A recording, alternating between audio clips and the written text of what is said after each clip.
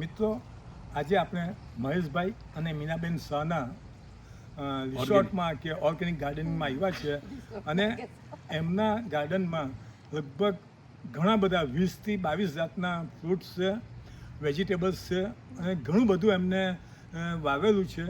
એ BSc agriculture છે અને તે આજે આપણે ખૂબ સરસ માહિતી આપશે.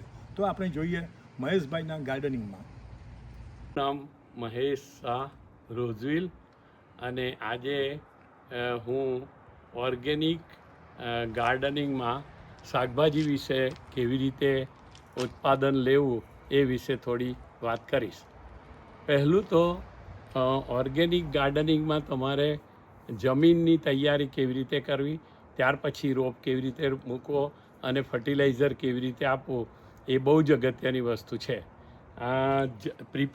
જમીનની પ્રિપેરેશનમાં તમારે એને તમારી પાસે ક્યારો હોય તો ક્યારો, નહીં તો તમારી જે જમીન હોય એને 6 થી 8 ઇંચ કે 1 ફૂટ જેટલી ખોદવાની અને ખોદીને ત્યાર પછી એની અંદર કમ્પોસ્ટ ખાતર, પછી છાણિયું ખાતર અને DAP એ બધું નીચે 1 ફૂટ જે 1 ફૂટનો નીચેનો ભાગ છે એમાં બધે જવું જોઈએ.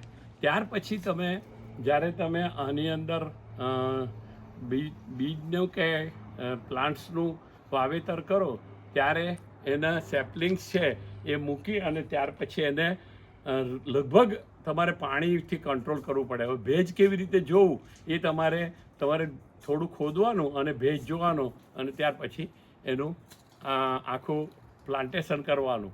આ અમે છોડ 2-3 મહિના પહેલાં લગાવેલા અને અત્યારે તમે સારી રીતે જોઈ શકો. આ શાકભાજી જે શિયાળુ શાકભાજી છે એમાં રીંગણ, ટામેટાં, મરચાં, પછી જકુની, પછી દૂધી, પછી રવૈયાના રીંગણ, પછી પાપડી, આ બધું તમે જે તમારા શાકભાજીની જરૂરિયાત છે એ પ્રમાણે તમારે તમારું આ ગાર્ડનનું આયોજન કરવાનું. ગાર્ડનિંગની અંદર તમારા જે પ્લાન્ટ ટુ પ્લાન્ટ જે જગ્યા છે એ આ જે 5 ફૂટ બાય 10 ફૂટનો ક્યારો છે એની અંદર અમે 6 પ્લાન્ટ નાખ્યા છે. એટલે તમે સમજી લો કે 2 ફૂટના અંતરે તમારે પ્લાન્ટ એનું વાવેતર કરવાનું અને ત્યાર પછી એના જે ઉપરનો જે ભાગ હોય એનું ડૂખ તમારે તોડી નાખવાનું કે જેથી સાઈડમાં ફેલાય વધારે અને આ રીતે તમે હેલ્ધી ક્રોપ લઈ શકો છો. અત્યારે અમારે આ ક્યારાની અંદર રીંગણ છે, મરચી છે અને પાપડી છે. આ ઓર્ગેનિક વેજીટેબલ ગાર્ડનની અંદર આ ટામેટાનું ક્યારો છે અને આ ટામેટા ક્યારામાં પણ સેમ જે ક્યારો છે એ ક્યારાને નીચે ખોદવાનું. ત્યાર પછી તમારે 1 ફૂટ અંદર જે DAP ખાસ જરૂરી છે. DAP એટલે ડાયમોનિયમ ફોસ્ફેટ અને પોટાશ.